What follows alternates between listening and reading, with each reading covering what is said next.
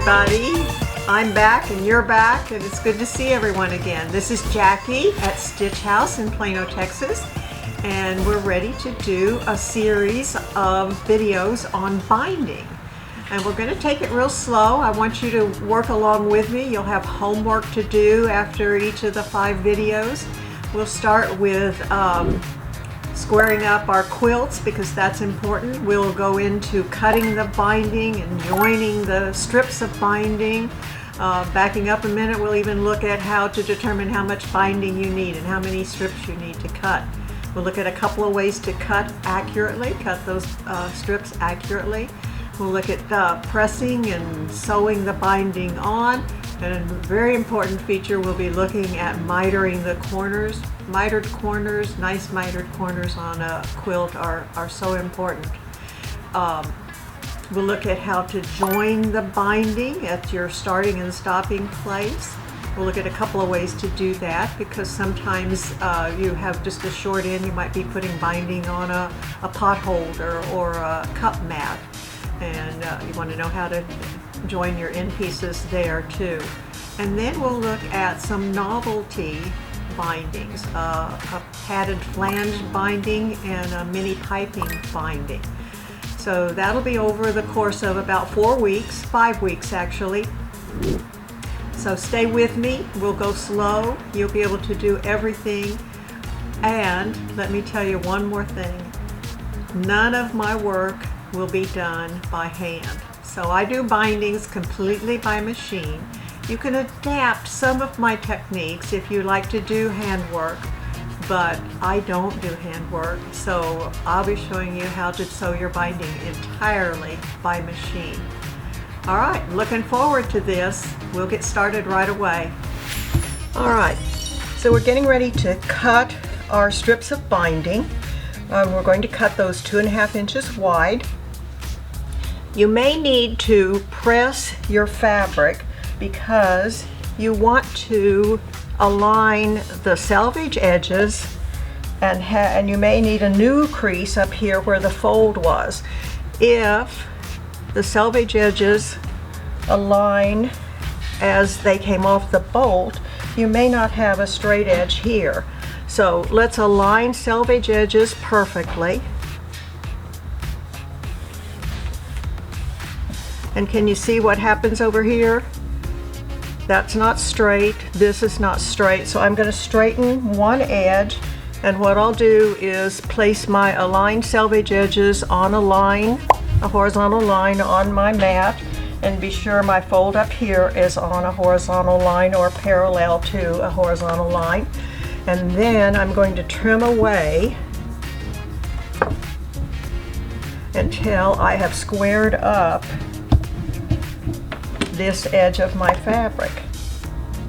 And of course I'm using the Quilter Select ruler that won't slide, and I'm using the Quilter Select cutting rotary cutter, which I absolutely love. All right, once one of those edges is straight, then I'm going to flip my fabric so I can, being right-handed, cut from this side over here. And I'm cutting 2.5 inches wide, so I want to align my 2.5 inch, 1, 2.5 with my new very straight edge, and I can be assured that these edges here and here are perpendicular to my straight edge.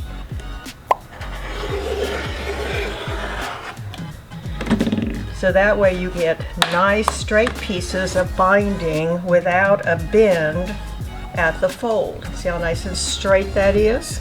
Yeah. And that's exactly what you want. All right. So that would be how you would cut using a rotary cutter. But I also use my Accuquilt cutting system to cut my binding because I'm a great believer in it, and it's easier on my hands even than the Accuquilt or the Handy Quilter. Oh my word, what was that? Rotary cutter. The rotary cutter. All right, so we're going to move over to the Accuquilt cutter here and show you a little bit about using it. So with the Accuquilt die that's 2.5 inches wide, and I'm showing you where the blades are right here, I can cut up to 6 layers of fabric at a time. So on a folded piece of fabric, that would give me 3 times 3, 9 strips of binding all in one fell swoop, and I kind of like that. So once again, I have aligned my selvage edges. I have my selvage edges straight. I don't really need to take time to cut off the outer edges, but I just want to be sure that my selvage edges are straight and my fold is good here. There is a horizontal line here on the die, and I'm going to align my fold edges just inside those, that is just to this side of those. I want to be sure that I have fabric over the blade, which is right there, and another blade which is over on this side. And then I'm going to put a cutting mat on top, and as you can see, those of you who use the GO cutting system, this one's been used quite a bit. So I'm going to slide it to the side just a little bit. You know, you can let it ride off of the side if you need to, so that you can use good areas for cutting. Alright, so with that done, I've got it turned on. This is the electric cutter now. And you can use it or you can use the crank system. I only have 4 layers of fabric, but I could be using up to 6 layers of fabric.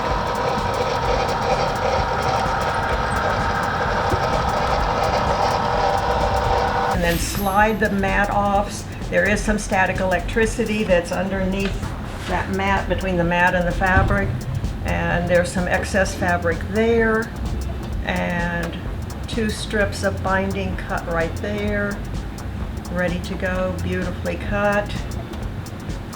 2 more here, and 2 more here. So there's 6 strips just like that, and they're cut perfectly.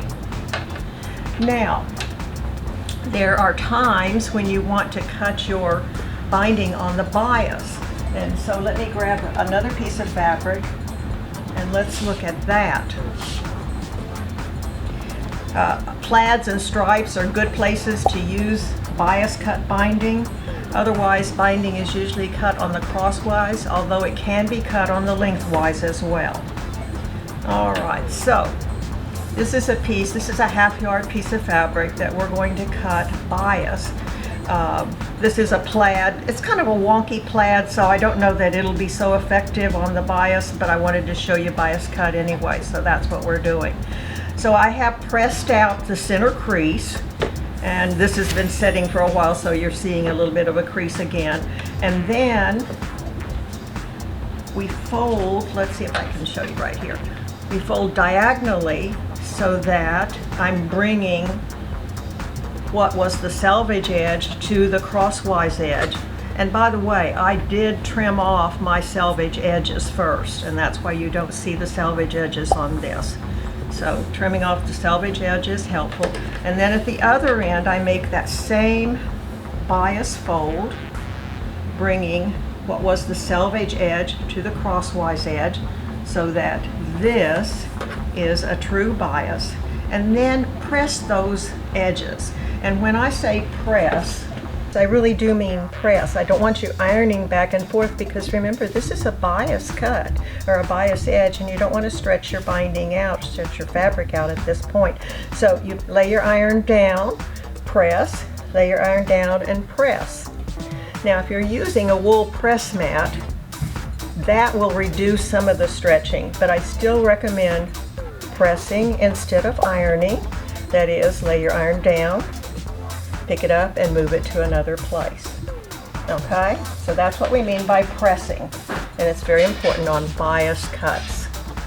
All right, now let's move back over to the rotary cutter. I've talked about this fold, and I've talked about this fold.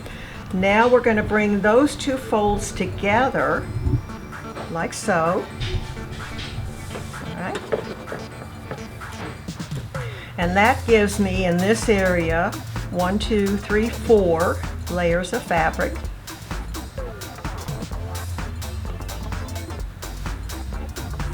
And then I'm going to bring this tail end down, and I don't know if you'll be able to see this, but there is a bias cut of fabric right here, or there's a cut of fabric right here, and I'm going to bring another straight edge of fabric right up against that.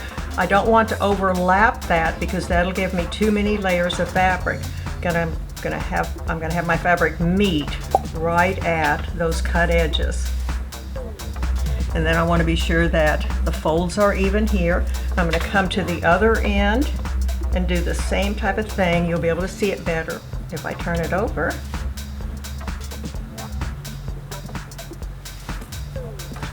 So something like this. Again, don't overlap those pieces because you'll end up with more than 6 layers, and 6 layers is what Accuquilt recommends here.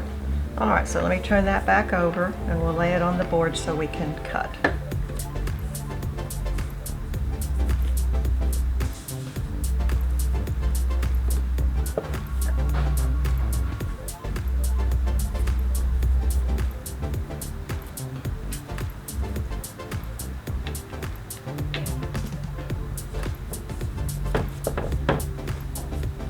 Be sure your folds are aligned nicely and you don't feel for any extra folds of fabric down in there.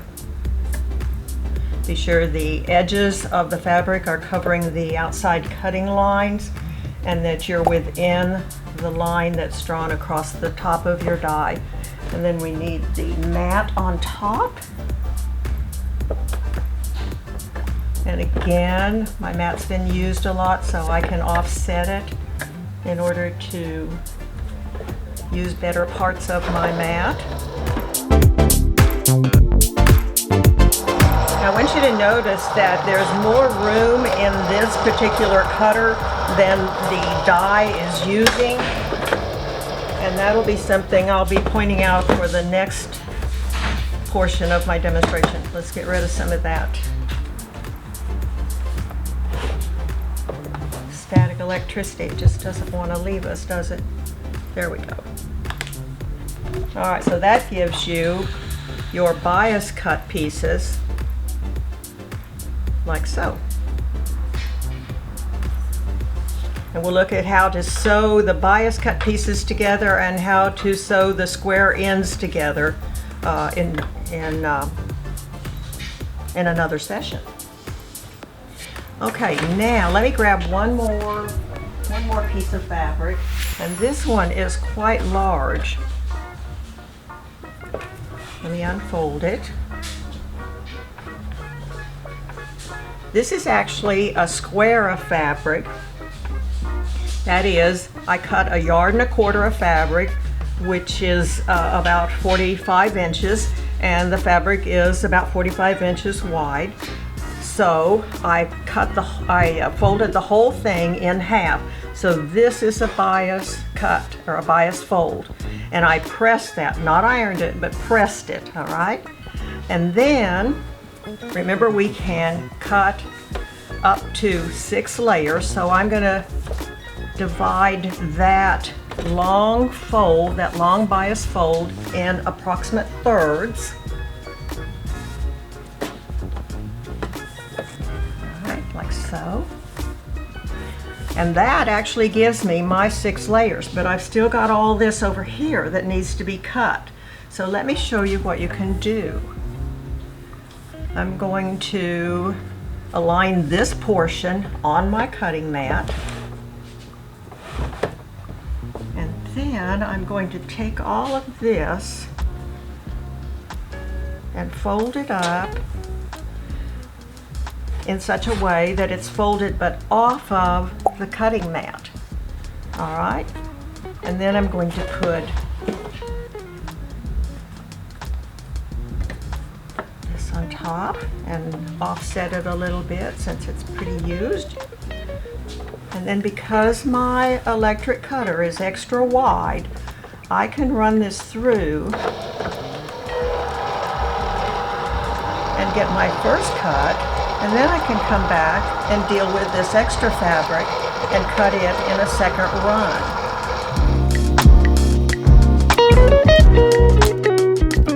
Bring that over here so you can see the nice cuts that were made on the bias. This is not particularly a fabric that needed a bias cut. It doesn't change or enhance it at all, but I had that 1.25 yards of fabric that I could use for demonstrations, so that's what we're dealing with. Then I can come back here and make additional folds as necessary to get more pieces of bias cut. So something like that, and then these pieces can be folded down. This would become very similar to that first bias cut that I showed you. Does that make sense? Okay, so you can get that whole 1.25 yards cut into bias pieces by running through your cutter 2 times. All right?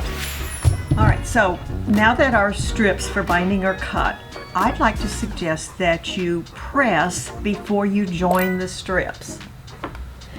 And you're thinking, well, why? There's a couple of reasons. If you're using a solid fabric, it's hard to tell which is the right and wrong side of the fabric. And at this point, you can still tell because you probably have the fold of the fabric to guide you. If you're using a batik fabric, it's hard to tell the right and the wrong side. So get the fabric pressed before you join the strips together. And the other thing is just a matter of convenience. When you join all these strips together and you've got this long tail of strip that you need to press, and it falls off the ironing board and you're having trouble controlling it, you'll wish you had pressed the strips in half before you joined them. So that's what I'm going to encourage you to do, is press your strips in half, wrong sides together of course, before you join the strips into one long piece. I think you'll find you like that. All right, now we're ready to join the strips. I've already pressed another piece so we can join these two together. And I'm over at the machine. I'm going to use a dark thread so you can see my stitching very well. I am using a patchwork foot, a 1/4 inch foot, not because so much that I'll be sewing a 1/4 inch seam, but because it has a narrow opening in it. If you have a straight stitch throat plate, I would suggest you use that. So this is a straight stitch throat plate. And you can see the difference. The hole is very small. This hole is very large on this one. And so there's a tendency when you start right at the edge of the fabric, as we'll be doing, and there's a tendency for the needle to push the fabric and thread down into the hole of the throat plate. But this straight stitch plate doesn't fit this machine, so I'm not going to be using it, and I will show you an alternate method of keeping the fabric from being pushed into the hole. Put back on. So I'm going to take 2 strips of fabric that have been pre-pressed, and I'm going to place them at a right angle to each other, and then I'm going to sew from inside corner to inside corner. Now, at some point in your life, you may have sewn the wrong diagonal. Hopefully that won't happen again, because I'm going to tell you a rule of thumb that will allow you to do this correct the first time, each time. And that is, you are going to sew from an inside corner that has a selvage or a cut edge on it to an inside corner that has a selvage or a cut edge on it. If you sew the wrong way, you don't have a cut edge at the end, and you do over here, you have 2. So from a selvage edge that you can see to a cut edge that you can see. Inside corner to inside corner. If you want, you can draw a line there, but I'd like to encourage you to try sewing straight from that inside corner to inside corner. And what I'm going to do now, because I have that very wide stitch plate on my machine, I'm going to place a little scrap, a little leader cloth of fabric under my presser foot, and not starting right at the edge of it, I'm going to sew. All right, So now I'm going to align that inside corner that I pointed out to you with my needle. I'm going to sew off of that leader piece of fabric and sew onto my fabric that I'm joining as binding. And actually on this machine with my slide-on table, I have a line up in front of the presser foot that aligns with the needle. And so I can have my inside corner, the one I'm sewing towards, aligned with that line for a little while, but just a short while. And then I'm going to sew, and I want to tell you how I make this happen so straight. I'm keeping my eye on the inside corner that I'm approaching. I don't believe you can sew straight if you're watching a needle go up and down. I think having guiding points make you sew straighter, and so I am sewing towards that inside corner, and that's where my eye is. I am going to use my cutter at this point, and that's my seam.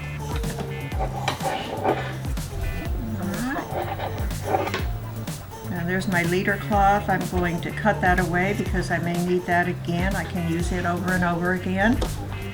And I'm going to trim like so, and then a 1/4 inch seam. You could use your rotary cutter if you wanted to. If your mat's handy, use your rotary cutter here. And trim like so. And then I want to press that seam open, and if my iron is handy, I can use my iron. But my favorite for little things like this is this little rolly gizmo that I can use to press a seam open right close to my sewing. Then I can refold and I can press here,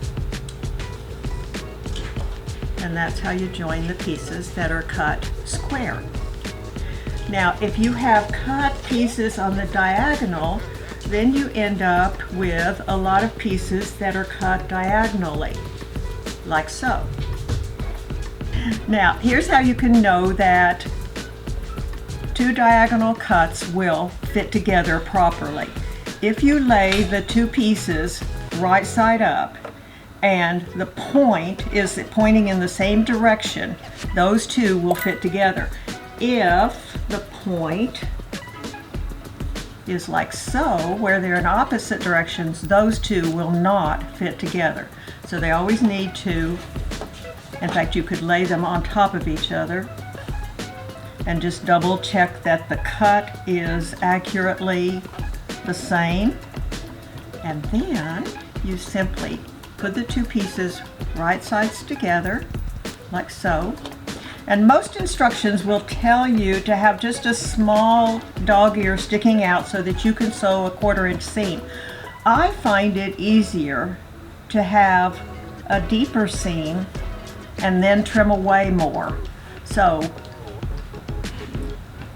my goal is, once again, to sew from inside corner to inside corner. I can draw a line if I want to, but try sewing straight. I think you'll be amazed at how straight you can sew if you don't watch the needle. And of course, as soon as I tell you not to watch the needle, you're going to have your eyes going to the needle constantly. Probably because I have that big, wide stitch plate on there, I better use my leader cloth. Like so. Then place my inside corner in line with the needle. As I start, I can have the second inside corner aligned with the mark on my slide-on tray.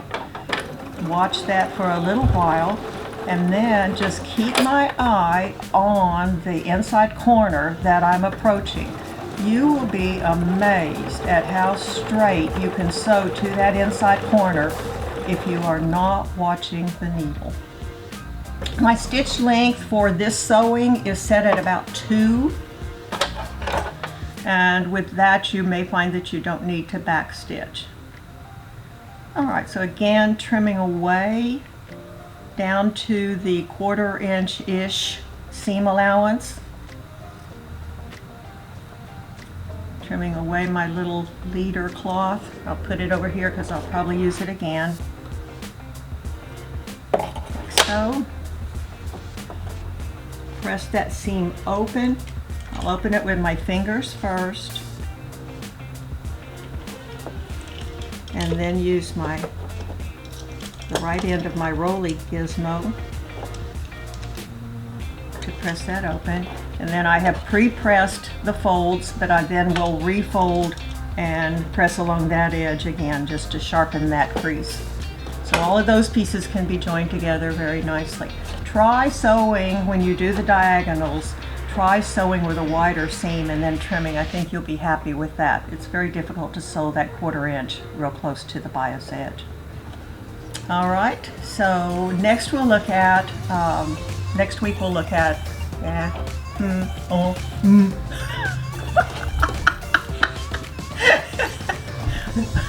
I think that's all for today.